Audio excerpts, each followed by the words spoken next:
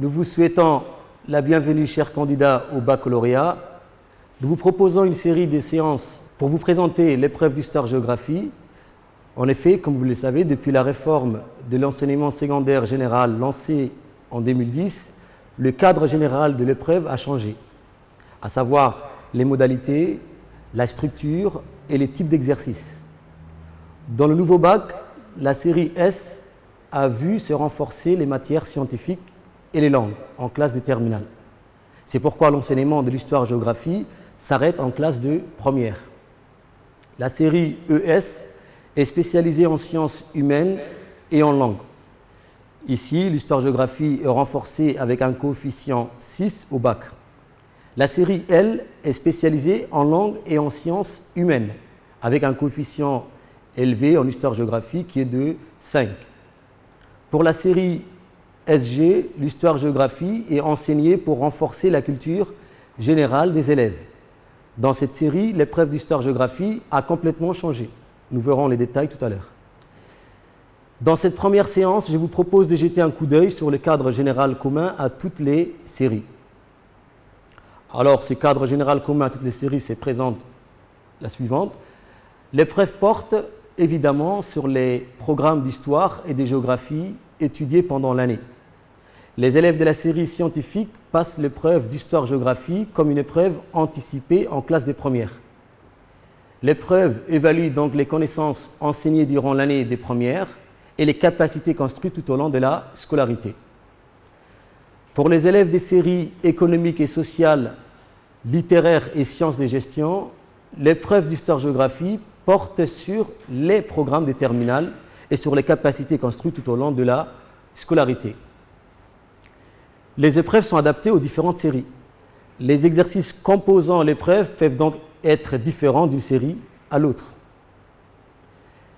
L'épreuve d'histoire-géographie est écrite dans toutes les séries, pour le premier groupe d'épreuves comme pour le second groupe d'épreuves. Chaque année, l'épreuve porte sur les deux disciplines, donc à savoir l'histoire et la géographie.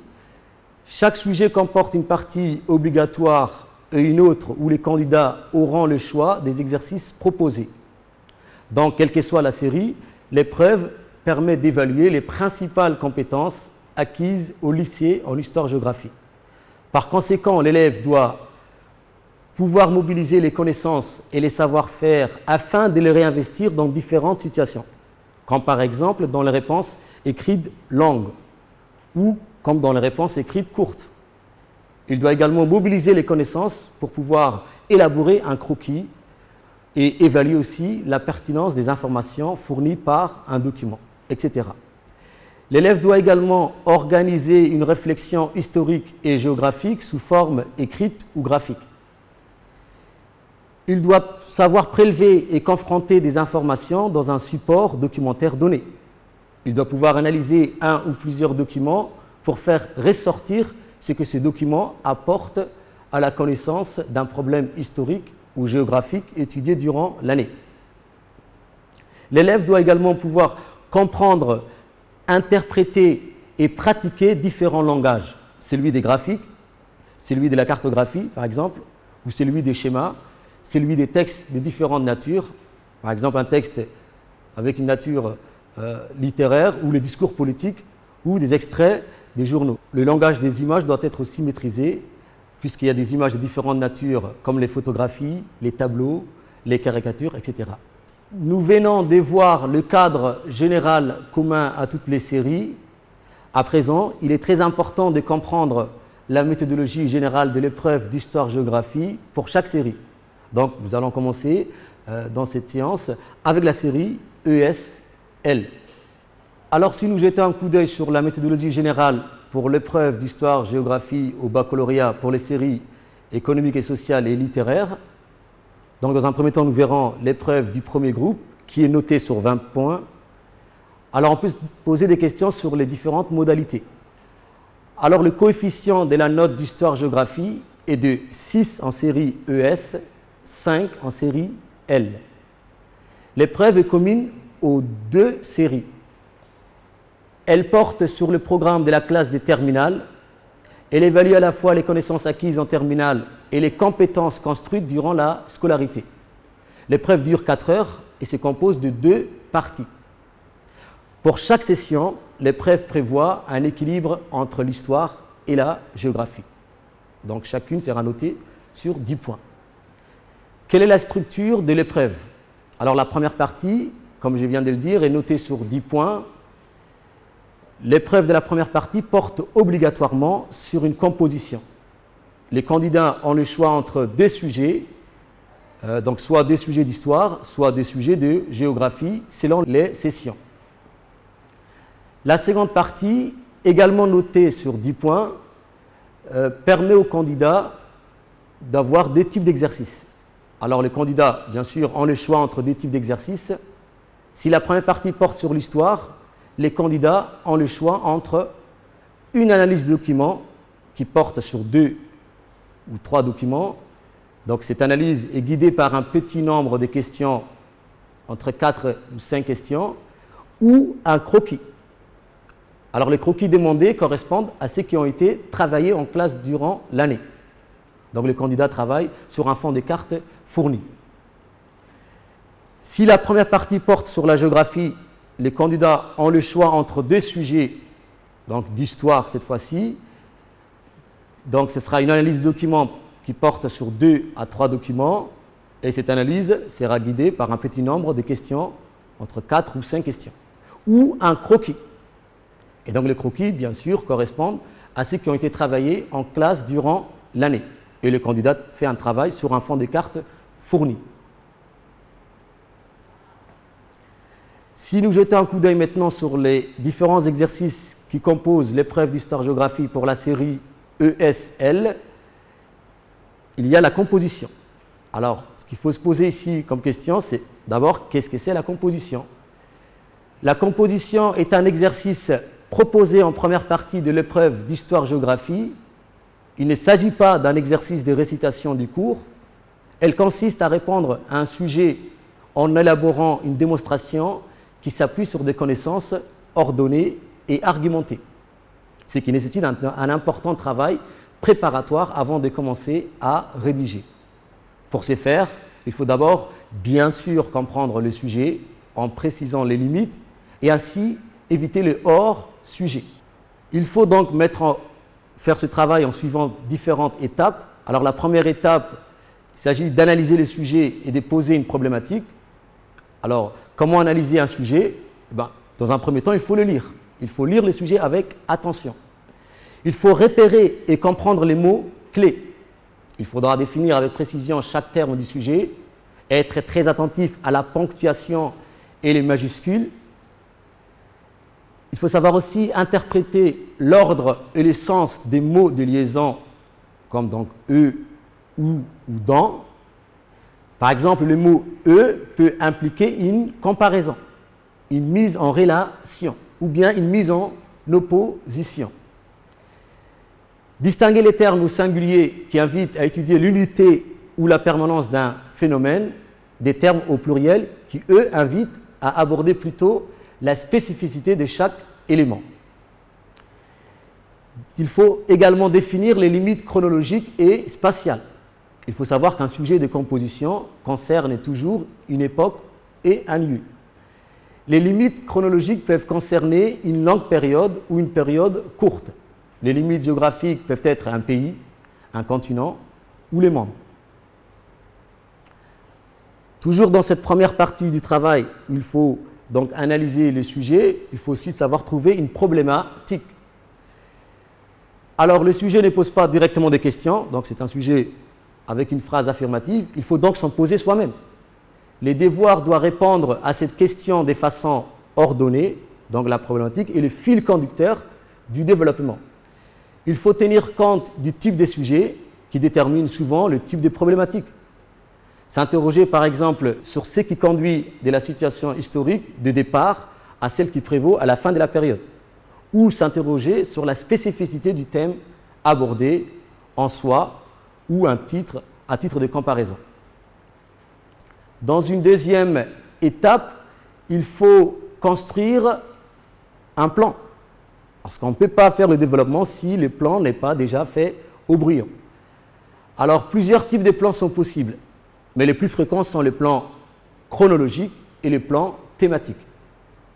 Si le sujet demandé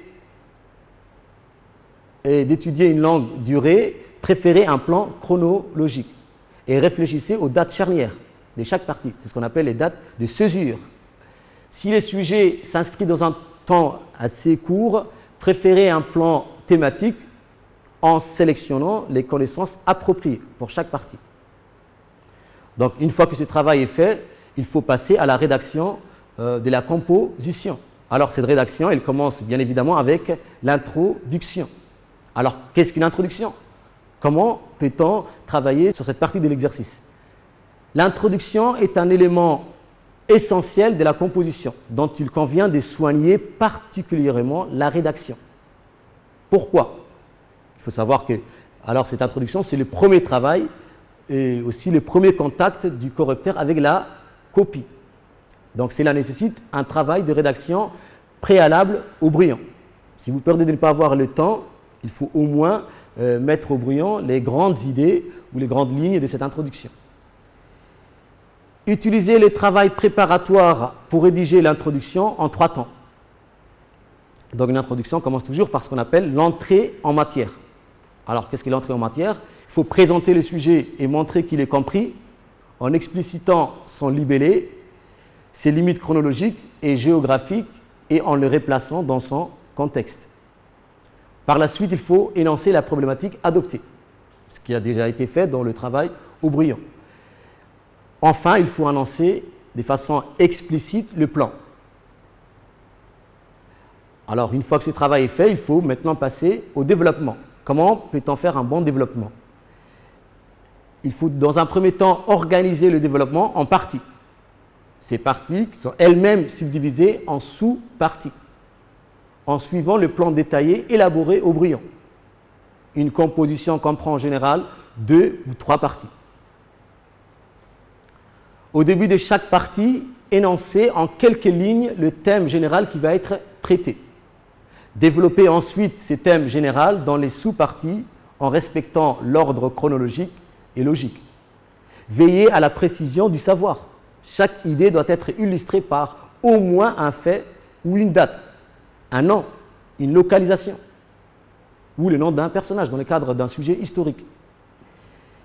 Il faut veiller à faire ressortir la démarche logique de réflexion, c'est-à-dire les articulations du plan doivent être identifiables sans avoir besoin de recourir à un titre. Il faudra établir un lien avec le paragraphe précédent, par exemple, comme néanmoins, or, cependant, pour faire les articulations entre les différentes parties du plan. À la fin de chaque partie, rédigez une phrase de transition avec la partie suivante. Cette phrase de transition peut être un bilan rapide de ce qui vient d'être dit et aussi une ouverture sur ce qui va être dit par la suite. Enfin, la rédaction doit bien évidemment respecter les règles élémentaires de l'orthographe et de la syntaxe grammaticale. Une fois ce travail fait, il faut penser à faire la conclusion. Tout comme l'introduction, la conclusion est un moment important du devoir. Il ne faut pas la négliger en la rédigeant en catastrophe à la fin du temps imparti. Alors, comment rédiger une bonne conclusion en 2 temps? D'abord, il faut dresser le bilan du développement et répondre à la problématique. Bien évidemment, il ne faut pas répéter les différentes parties du plan, mais adopter une démarche synthétique. La conclusion doit être l'aboutissement d'une progression logique. Par la suite, il faut élargir éventuellement le sujet, c'est ce qu'on appelle la phrase d'ouverture. Alors ici, il faut faire très attention. Il ne faut pas faire des fausses ouvertures s'abstenir plutôt que d'écrire des banalités ou des questions naïves du type « mais que va-t-il arriver ensuite ?» Ce genre d'ouverture est à prohiber. Passons maintenant à la deuxième partie de l'épreuve. Les candidats ont le choix entre deux types d'exercices, soit une analyse de documents, comme on l'a déjà dit, 2 à 3 documents, avec 4 ou 5 questions, soit un croquis, et les candidats travaillent sur un fond de carte fourni. Alors, qu'est-ce qu'est l'analyse de documents? Il y a plusieurs étapes à respecter pour faire ce travail. Dans un premier temps, la première étape, il faut analyser les sujets auxquels il faut avoir à faire l'exercice dessus. Alors, cette analyse du terme de sujet, il faut relever, comme pour la composition, sauf que là c'est différent, il faut travailler sur des documents. Il faut relever les mots-clés qui vont servir des fondements à votre travail sur le sujet, rechercher ce que les documents veulent vous montrer. Donc il ne s'agit pas d'expliquer tous les aspects des documents, mais plutôt de repérer les grandes idées des documents. Donc il faut repérer les éléments et les idées principales des documents. Comment peut-on faire ce travail-là? Il faut lire attentivement le document. Il faut se poser des questions sur la nature du document. Qui est l'auteur? Quelle est sa source? Quand le document a été rédigé? Quel est son contexte historique dans le cadre d'un travail en histoire? Il faut aussi repérer les arguments utilisés, surligner pour chacun un mot ou une expression à citer et un détail à décrire dans le cas d'une image, par exemple. Il faut repérer les objectifs de chaque document, leur point de vue éventuel. On peut également utiliser le brouillon et donc extraire et noter les informations pertinentes que contient chaque document. Donc ce travail sera utile pour répondre aux questions. Dans la deuxième étape, il faut donc lire les questions et bien sûr donner les réponses. Alors, pour répondre aux questions, il faut bien évidemment mettre en relation les informations afin de pouvoir donner une réponse complète à la question posée. La mise en relation et la confrontation des informations permettent de compléter ou de contredire tel document, donc de manifester un regard critique. Alors ce regard critique, il faut savoir constater ce que taisent les documents, ce que cachent certains documents. Est-ce qu'ils vous disent toute la vérité? Est-ce qu'ils sont authentiques? Est-ce que ce qui est dit dans les documents correspond bien à ce que vous avez vu dans les cours? Donc vous montrerez ainsi leurs limites. Indiquez à chaque fois le document mobilisé. Citez le document, alors document 1 ou 2 ou 3. Citez le document quand il s'agit de texte, en mettant bien sûr entre guillemets, et ne pas faire de la paraphrase. Les décrire de façon précise quand il s'agit d'images, comme les caricatures, les affiches, les photographies ou les tableaux de peinture, etc. Il faut savoir exploiter les chiffres dans le cas d'un document statistique ou localiser précisément les phénomènes représentés lorsque c'est une carte. Donc attention, ce travail nécessite également de faire appel à ces connaissances personnelles que vous avez eues tout au long de l'année à travers les cours d'histoire-géographie. Alors si, dans un deuxième temps, nous passons au croquis, qui est donc un des exercices de la deuxième partie, alors qu'est-ce qu'un croquis? Un croquis est une réponse cartographique à un sujet. C'est essentiellement un travail de localisation précise d'informations, sélectionnées et de respect des codes graphiques. Le croquis peut être historique ou géographique. Le travail est le même, qu'il soit historique ou géographique, le travail est le même. Il faut donc respecter plusieurs étapes avant de pouvoir faire le travail. Alors la première étape, il faut analyser les sujets pour dégager une problématique. Alors, comme dans le cadre de la composition, il faut identifier le ou les mots-clés, l'espace géographique concerné et la période historique dans le cadre d'un croquis en histoire, par exemple. Il faut rechercher dans ses connaissances du cours concernant le sujet, puis dégager la problématique. Et enfin, il faut élaborer un plan. Alors, il faut aussi choisir les informations essentielles et facilement cartographiables, c'est-à-dire surtout des localisations d'un événement historique ou des évolutions. Classer et hiérarchiser ces informations. Une fois ce travail fait, il faut passer à la deuxième étape où il va falloir construire la légende. Alors la légende est construite à partir du plan que vous avez déjà fait au brouillon. Donc, une fois qu'on a fait l'analyse du sujet, on peut reprendre les 3 ou 4 thèmes essentiels et leur donner un titre court qui va servir à organiser la légende en autant des parties bien délimitées. Il faut savoir choisir des figurés cartographiques qui correspondent au type d'information à représenter et aux exigences d'un travail propre et lisible. Vérifier si les figurés choisis peuvent se superposer et se hiérarchiser, si certaines conventions sont respectées.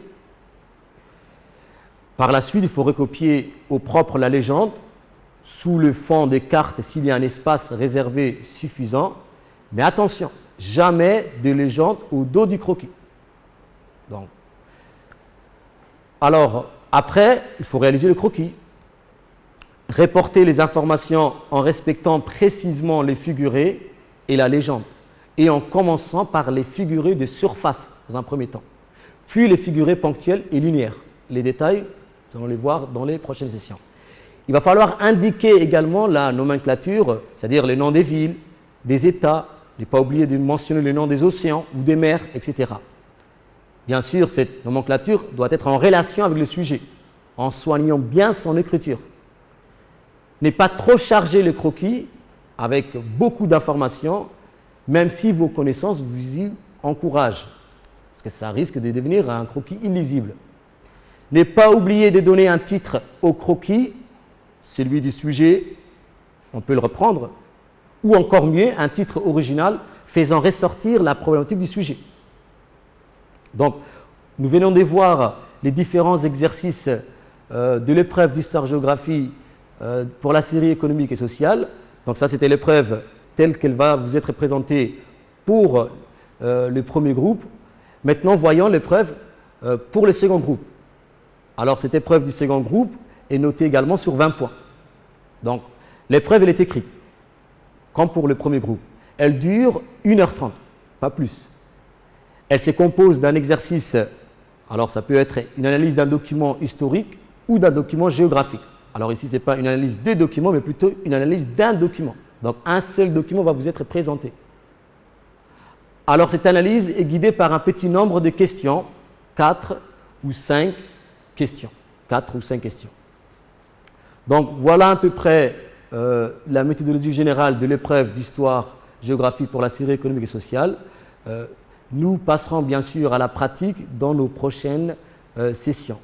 Je vous remercie de votre attention et à bientôt.